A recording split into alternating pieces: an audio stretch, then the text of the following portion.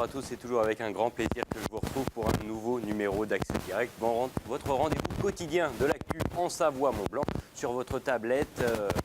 Et on fixe, ça ne marche pas, hop. C'est pas grave, et c'est les conditions du direct, donc c'est ça ce qu'on aime.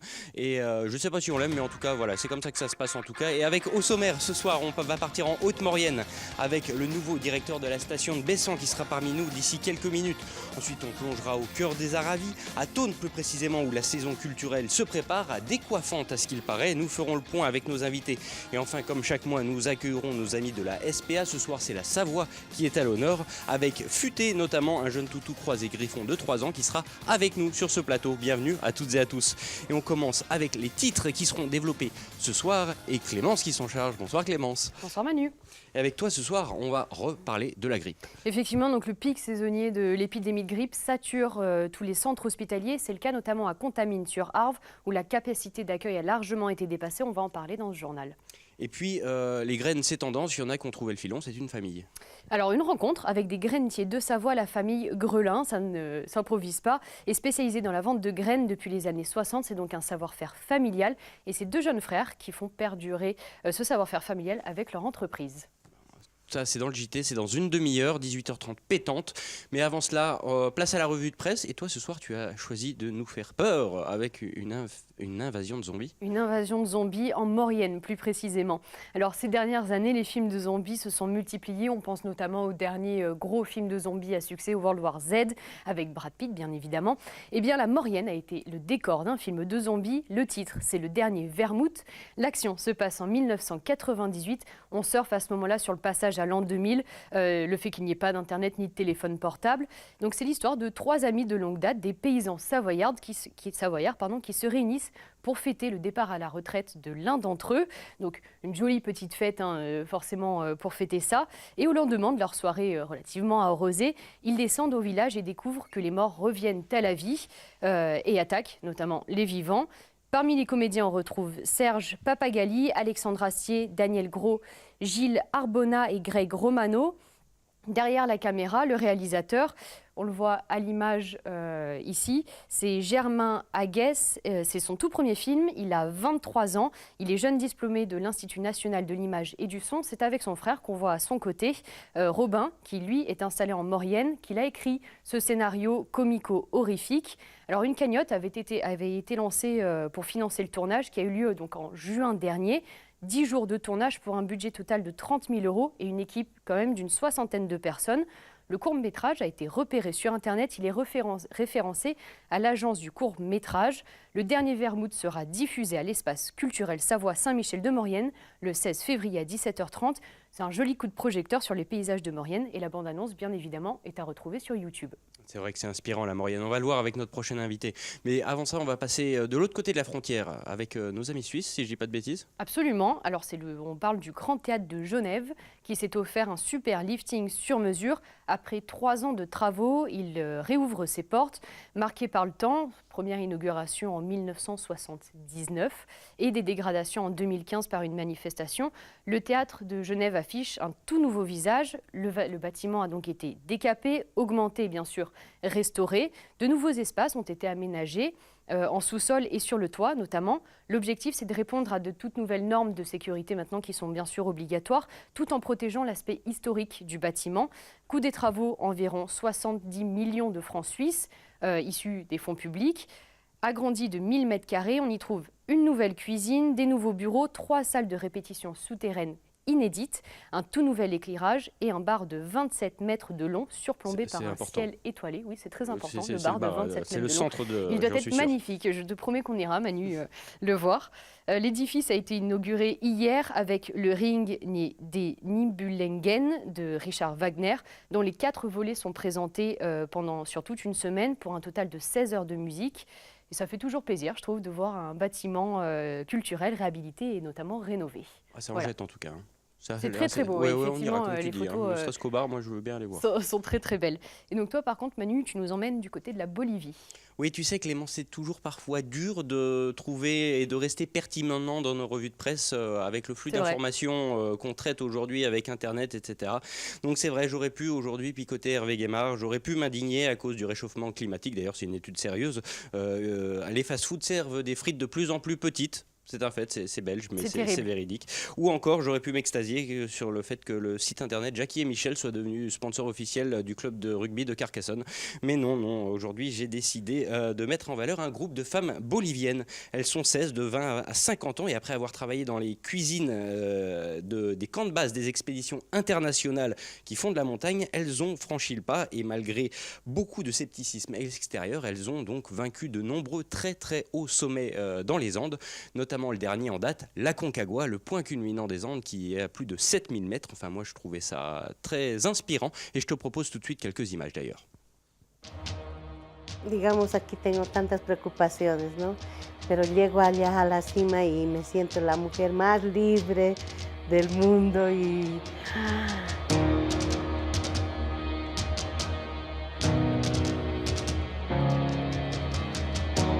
Justo yo vi pasar un avión, ¿no? Pero yo le miré así al avión y estaba más bajo que yo. Casi no tengo ningún pensamiento más que estar en la libertad.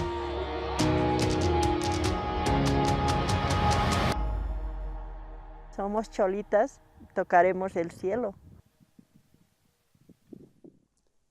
Les Cholitas, c'est le nom qu'elles se sont donné justement, et donc elles sont bien parties pour enchaîner pas mal de sommets. Elles cherchent maintenant de nouveaux défis, et notamment pourquoi pas venir nous faire un coucou dans les Alpes, se frotter au Mont Blanc. J'espère juste que notre ami Jean-Marc PX leur donnera un permis alors qu'elles n'ont pas forcément le matos adéquat, on l'a vu sur ces images. C'est très très impressionnant en tout cas. Ouais. Hein.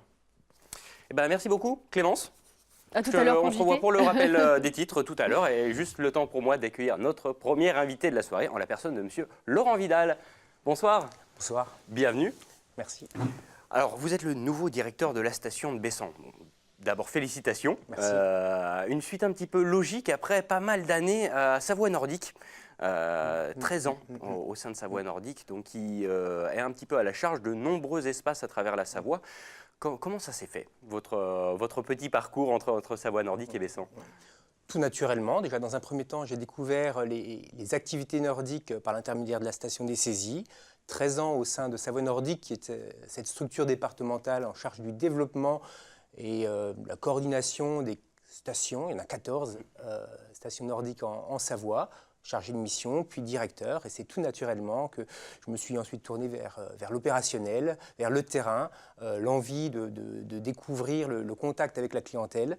Et depuis le 23 janvier dernier, je suis effectivement le nouveau directeur de la station nordique, et alpine d'ailleurs, de Bessan et de ses services techniques. Bon, c'est un gros challenge. Bessan, c'est une petite commune, mais quand même une mecque pour de nombreux skieurs nordiques et autres encore. Comment on arrive à s'intégrer finalement dans un moule et dans une tradition qui est déjà quand même assez carrée depuis pas mal d'années? Alors, c'est une intégration qui est facilitée d'une part par des équipes. On est 25 sur l'exploitation de l'alpin, du nordique, mais également sur les services techniques. Et c'est un savant mélange d'expérience pour certains, mais également de jeunesse, avec tout le dynamisme qui est avec pour d'autres. Intégration facilitée aussi, puisque en discutant avec les acteurs locaux, les sociopros, les loueurs, les hébergeurs, je me suis aperçu qu'il y avait une vraie mobilisation pour faire de Bessan une belle destination touristique au sein de la destination haute-maurienne vanoise. 2 chiffres, vous parliez d'un petit village, 360 habitants, mais également 4000 lits touristiques. Donc ça prouve bien que toute l'économie est tournée vers le tourisme et l'accueil de séjournants. C'est vrai qu'il y a une vraie identité dans la commune de Bessan. Et vous le disiez, il y a énormément de socio-professionnels, d'acteurs qui font très bien leur taf au fond de vallée. J'imagine que maintenant, votre travail va être un peu de faire un peu de coordination et de mettre justement tous ces travaux communs et toutes ces identités au sein d'une même vague, d'une même dynamique. Exactement. Donc, à Bessan, on a effectivement des acteurs qui sont liés aux activités nordiques. On pourra certainement les lister tout à l'heure, mais Bessan est propice à la pratique des activités nordiques diverses et variées, l'alpin, et le tout doit s'intégrer dans une dynamique plus large qui est la Haute-Maurienne vanoise. Bessan n'a pas la force de frappe pour véhiculer une image positive de la destination le plus largement possible. Par contre, il faut qu'on travaille avec cet office de tourisme de Haute-Maurienne vanoise qui, elle, a les épaules assez larges pour véhiculer des messages, et à nous de collaborer avec, à nous de transmettre des messages, des outils, des images également, pour qu'ils puissent promouvoir Bessan comme Bessan le mérite. Alors c'est vrai que Bessan, c'est aussi de nombreux gros événements. Je pense au marathon, je pense au passage de la Grande Odyssée, encore il y a quelques semaines. Ça a beau être des actions qui roulent, qui ont de l'expérience, qui sont en mode de phase de croisière. Pourtant, arriver et chapeauter un événement comme ça reste toujours une aventure. J'ai vraiment l'impression que les événements font partie de l'ADN même de Bessan. Je suis arrivé le 23 janvier dernier, c'était le jour de la Grande Odyssée, cette magnifique Mastart qui ponctuait cette belle aventure qu'est la Grande Odyssée. On se repose à peine. Une semaine plus tard, on part sur les 18e championnats du monde de chaîne traîneau. C'était la première fois que la France accueillait un événement d'une telle ampleur, plus de 400 équipages venus de 25 pays différents. Et ce qui était formidable, c'est que à chaque coin de rue, on voyait des bénévoles, des locaux qui s'investissaient pour garantir une pleine réussite à ces événements. On aura encore d'autres événements d'ici la fin de l'année. Encore un événement chaîne traîneau, fin mars, avec la Lécarode. C'est une course par étapes de 9 étapes. Les 3 dernières se font entre Bessan et Bonneval. Preuve quand même que Bessan devient la capitale française des sports de traîneau. Et quelques jours avant, entre le 8 et le 10 mars, le comité départemental des clubs alpins et de montagne organise des rencontres sur glace, le grand parcours sur différentes cascades entre Bessan et Bonneval, sur Arc. Justement, j'y venais. Il y a beaucoup de nouvelles disciplines qui voient le jour aujourd'hui. Il faut être concurrentiel, il faut pouvoir proposer un petit peu de tout. Aujourd'hui, au-delà du nordique, au-delà de l'alpin qui sont déjà dans l'ADN de votre village, il y a tous ces sports un petit peu nouveaux, la cascade sur glace, le Riesling. Comment on arrive à gérer pour finalement fabriquer une offre avec toute cette pluralité d'activités? Alors, je pense qu'il y a 2 éléments de réponse. Déjà, concrètement, sur le terrain, il faut permettre à chacun de pouvoir pratiquer sur des zones adaptées aux spécificités de la pratique. Les skieurs de fond sur leur piste de ski de fond, les raquettistes sur leurs itinéraires. Pas question de voir des raquettistes, des piétons sur les pistes de ski de fond. C'est notre quotidien. Également le fat bike et les sports de traîneau qui ont le vent en poupe. Et bien sûr, qui dit Bessan dit son stade international de biathlon et les biathlètes également. À Bessan, donc c'est une large vallée glaciaire, 1750 mètres d'altitude, et qui, je pense, permet à chacun de pouvoir trouver sa trace. Dès qu'on s'éloigne un peu de ce plateau, il y a les falaises, il y a le domaine de ski alpin qui est particulièrement adapté aux débutants, petits et grands, avec un ensoleillement de qualité, et effectivement ces cascades de glace. Et depuis quelques temps déjà, mais c'est peut-être quelques mois seulement, on a aménagé une cascade de glace située juste à côté du pas de tir de biathlon, avec des initiations tous les lundis soirs, et les sociopros locaux qui investissent beaucoup ce lieu. Dernière petite question très rapidement, le prochain gros événement dans la station? 8, 9, 10 mars prochain, les rencontres d'escalade sur glace, grand parcours. Et on attend ça avec impatience. On viendra sûrement vous faire un petit coucou et quelques images. Merci beaucoup, en tout cas, Laurent Vidal, d'avoir été avec nous, d'avoir fait le déplacement jusqu'à chez nous. Merci pour tout, bon courage pour la suite. Merci. Et puis je vous laisse repartir directement à la régie pour accueillir nos prochains invités. Tout de suite, Amandine Dunant, adjointe à la communication de la mairie de Thônes, accompagnée de Martial Renard, directeur du centre de la pratique musical de Thônes. Bonjour. Merci beaucoup d'être là avec nous. Alors avec vous, on va parler de cette saison culturelle qui se lance, qui est déjà lancée sur la commune de Thônes. Et concrètement, on le disait en préparant cette émission, c'est un peu l'année du renouveau. On le voit, une saison culturelle décoiffante. Vous avez voulu prendre le pas de ce qui se faisait jusqu'à présent et une tradition de plus de 20 ans des vocales de Thônes, bien connue par nos téléspectateurs. Comment on a enclenché un petit peu ce nouveau pas à l'étrier, ce nouveau, entre guillemets, dynamisme? Martial. Ça a été assez naturel en fait.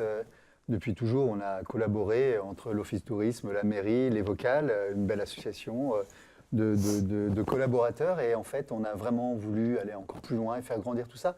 Et puis, on voulait surtout que la saison culturelle soit sur l'année.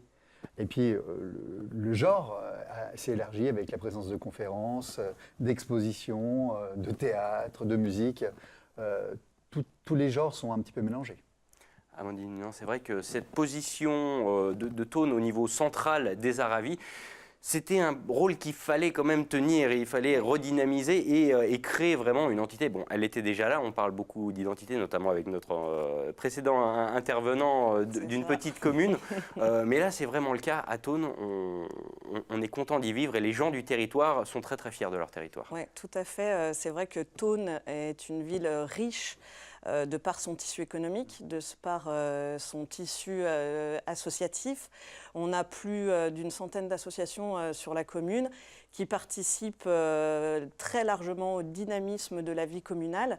Et je pense qu'avec cette saison culturelle, on a voulu élargir et faire participer, valoriser en fait tout ce que ce tissu économique nous apporte. Et sur le territoire, nous donner une vraie place à laquelle on a le droit aujourd'hui de par la diversité qu'on a sur notre ville de Thônes. Alors là, vous partez sur une saison culturelle de 6 mois, ce qui est quand même pas une mince affaire. Comment on choisit un petit peu en amont? On sait qu'à Thônes, il y a la fibre un petit peu musique classique qui est un petit peu omniprésente, mais là, on va beaucoup plus loin et pour un peu tous les publics. On a rassemblé toute une équipe de professionnels et c'est vrai que depuis des années, on a tout un réseau d'artistes, de boîtes de production et puis de toutes ces associations qui contribuent à cette vie culturelle. On essaye de n'oublier personne et on essaye d'être présent un petit peu comme les vocales. On parlait des chemins de la voix, de ces différents, comme un repas gastronomique en fait. Et là, on le fait vraiment encore plus largement. Et c'est vrai que notre réseau nous permet en effet de trouver de merveilleux artistes. Bon, il y a un positionnement qui est déjà assumé depuis de nombreuses années. J'imagine que cette médiatisation via les vocales vous a aidé un petit peu à fournir cette saison culturelle. On s'est servi, effectivement, nous communes, de la notoriété des vocales, qui ont quand même 20 ans d'existence, des bénévoles sur qui on peut compter et de qualité. Ça, faut le souligner également, pour développer la culture sur notre commune et élargir les horizons en passant par les conférences, les expositions, aller au-delà des musiques, mais tout en s'appuyant sur, on va dire, le passé et l'expérience des vocales. Ouais. J'ai survolé un peu ces saisons, mais c'est vrai qu'il y en a pour tous les goûts, du sérieux, de l'humour, de la musique, des expos, des conférences. Est-ce que là-dedans, il y a un fil rouge directeur ou est-ce que concrètement, on essaye d'aller un peu toucher tous les publics, tous les goûts? Comment ça se fait? La volonté communale aujourd'hui, c'est vraiment d'inscrire la culture pour tous. Parce que la culture, le mot culture peut faire peur. C'est vrai qu'on entend souvent, et je l'ai entendu moi il n'y a pas très longtemps d'ailleurs, que « Ah mais la culture c'est pas pour moi ». Si, la culture c'est pour tout le monde et la volonté communale aujourd'hui c'est vraiment d'élargir la culture pour tous en faisant quelque chose sur notre territoire d'accessible, que ce soit géographiquement parlant ou au niveau d'une politique tarifaire avec justement un spectacle jeune public qui soit accessible à tous, aux familles, avec des conférences abordables, des expositions. On a Steve Bell actuellement sur le territoire qui a commencé depuis le 9 février, qui est gratuite à la salle, à la MBM, Musée Bibliothèque Multimédia. Donc c'est vraiment ouvrir la culture pour tous et intergénérationnelle aussi, je dirais. C'est la culture avec un grand C, pourtant on n'oublie pas d'où on vient. Une part de la culture de Thônes, c'est aussi son terroir. On n'a pas fini d'entendre parler du reblochon de Thônes, rassurez-moi. Non, non. On aime trop ça. On aime trop ça. Et on restera une terre de résistance. Messieurs, dames, en tout cas, merci beaucoup d'avoir été avec nous. Ce court instant, c'est toujours trop court, mais malheureusement, on va devoir vous laisser. Bien sûr, on reviendra également poser nos caméras du côté de Thônes pour cette saison culturelle. Avec plaisir. Merci à vous, en tout cas, d'avoir été présent. À très bientôt. Et puis, tout de suite, par la magie du direct, on va enchaîner avec une superbe invitée, Perrine Lafont, qui est avec nous par la magie de FaceTime. Salut Perrine. Bonjour. Alors, tout d'abord, félicitations, championne du monde, ça c'est refait. On prend les mêmes, on recommence, j'ai envie de dire, par rapport à l'année dernière. C'était ce week-end, c'était en bosse parallèle aux mondiaux de Park City. Déjà, question bête et méchante, est-ce que tu as réalisé quelques jours après ou est-ce que encore sur un petit nuage, comment ça se passe dans la tête ? Je commence un peu, c'est vrai que le retour en France a beaucoup aidé. Sur place, là-bas aux États-Unis, je ne me rendais pas vraiment compte. Enfin, c'est sûr, j'étais heureuse, mais je pense je mesurais pas vraiment l'ampleur. Et c'est quand je suis rentrée en France, que j'ai fait toute la tournée média, que j'ai vu tous les articles qui sont sortis, que j'ai vu que l'ampleur que ça avait eu et quand même, et que c'était grand ce que j'avais fait, voilà, de conserver un titre comme ça 2 ans après et de le conserver pour les 2 prochaines années, c'est vrai que c'est quelque chose de grand. Bon, tu dois commencer à être habitué à toute cette médiatisation après l'or olympique de Pyeongchang, le globe de la Coupe du Monde de boss cette saison et ton premier titre de champion du monde en 2017 justement. Est-ce que petit à petit les épaules se forgent à tant de sollicitations ou tu t'y fais pas encore ? C'est vrai que je commence à m'y faire, voilà, je suis de plus en plus à l'aise devant les caméras, j'arrive à mieux répondre aux questions des journalistes. Après, personnellement, ça m'a pas forcément changé. Et puis même, on essaye de se protéger un peu de tout ça aussi parce que voilà, quand on commence à être une des têtes d'affiche, les médias tournent beaucoup plus autour de nous et c'est vrai que ça peut mettre plus rapidement la pression aussi. À la tête d'affiche, tu l'es carrément, en surpassant notamment les 2 Américaines chez elles à la maison devant leur public, ça doit faire quelque chose quand même. Oui, en fait, quand je fais mon dernier duel, je voulais surtout pas finir en sandwich entre les deux à la 2e place. Donc je me suis dit, allez, vraiment donne tout pour ce dernier. Et en plus, c'était Jaylin Koff, une américaine. Donc j'avais eu plusieurs fois en duel, une fois en Chine en début de saison, l'année dernière à Megève. Et ces 2 fois, elle m'avait battue parce que c'est vraiment une skieuse qui est très très rapide.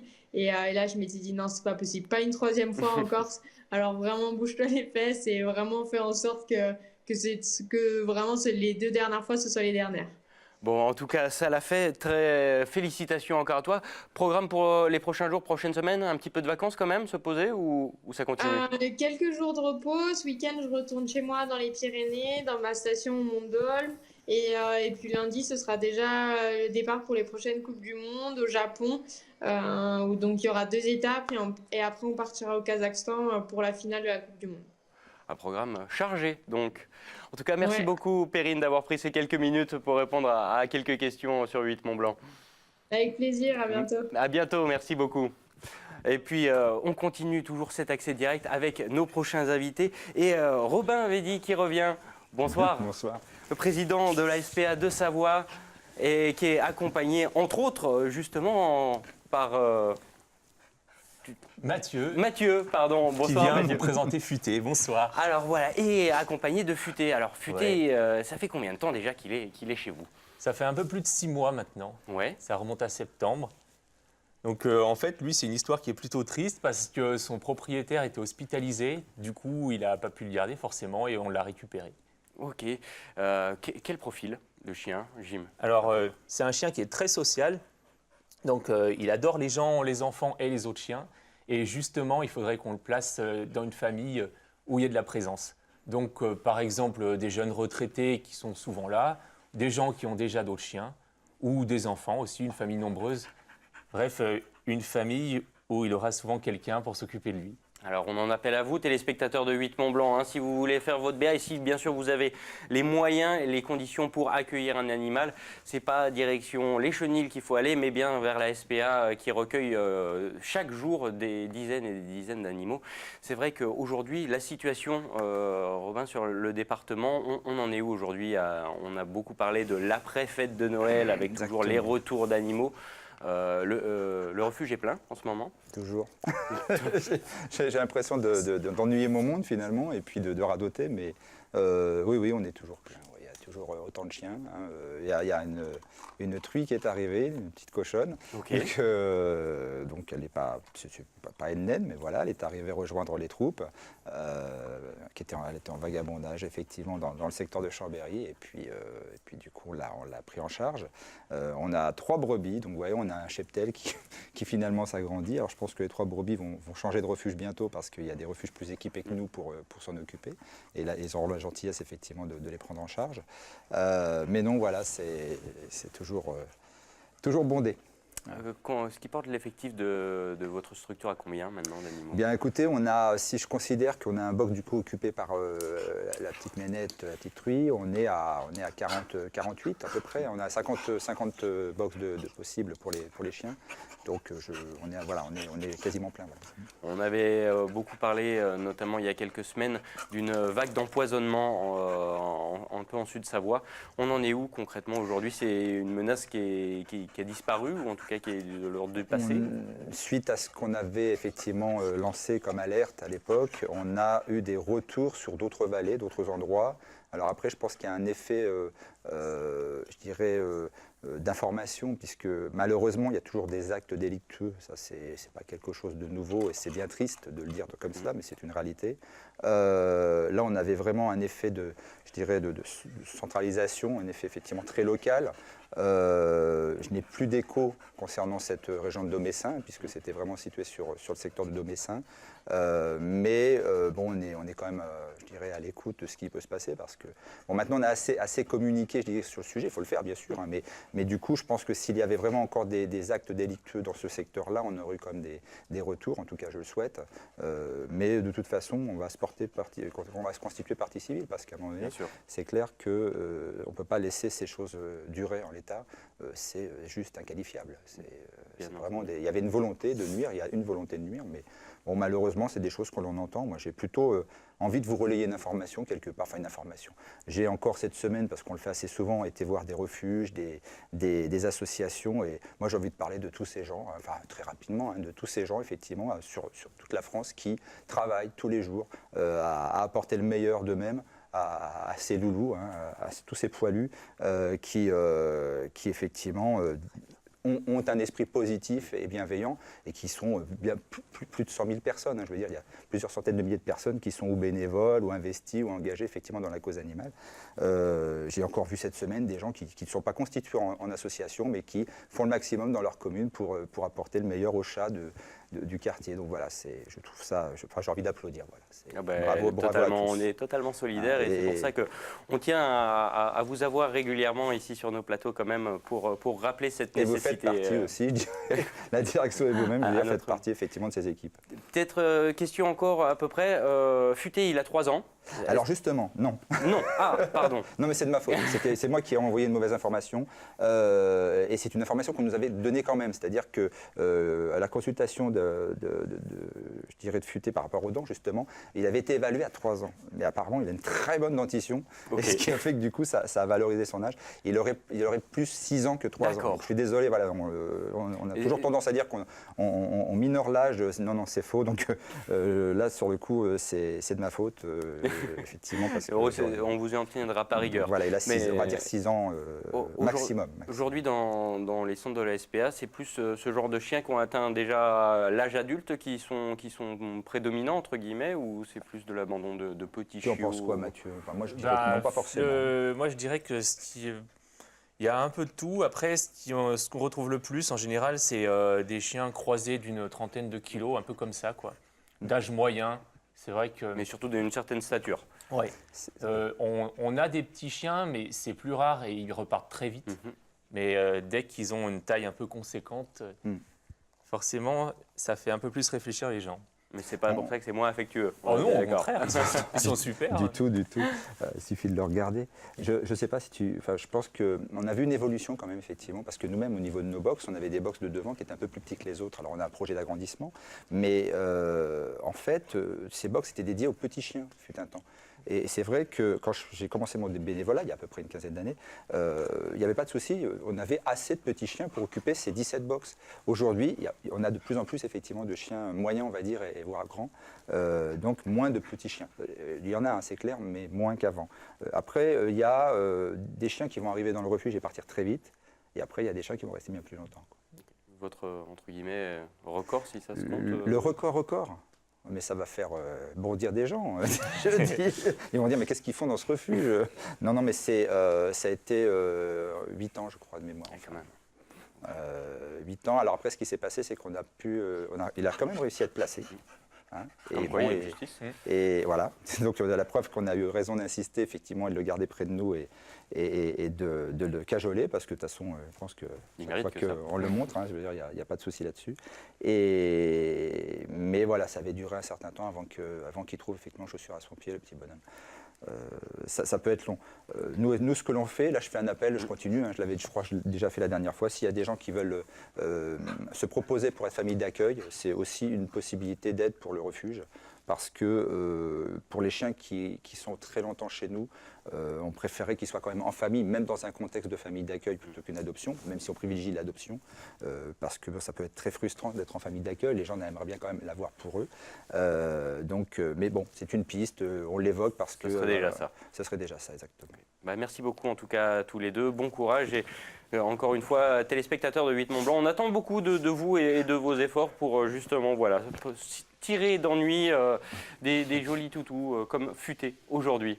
Merci à tous les deux en tout cas de votre présence et à très vite de toute façon sur notre antenne. Je vous laisse repartir direction la régie. Juste le temps pour moi de retrouver Clémence pour le rappel des titres. Et avec toi, dans quelques minutes, juste après la pub, on va reparler de la grippe. Oui, le pic saisonnier de l'épidémie de grippe sature les centres hospitaliers. C'est notamment le cas à Contamine sur Arves, où le centre hospitalier Alpes-Léman, la capacité d'accueil a complètement été dépassée. Et puis, on parle de graines ensuite. Une rencontre avec des grainetiers de Savoie, la famille Grelin, qui est spécialisée dans la vente de graines depuis les années 60. C'est un savoir-faire familial qui aujourd'hui est repris par les deux jeunes frères. Ben voilà, c'est tout de suite, reportage complet dans le JT, juste après la pub. Restez, à tout de suite.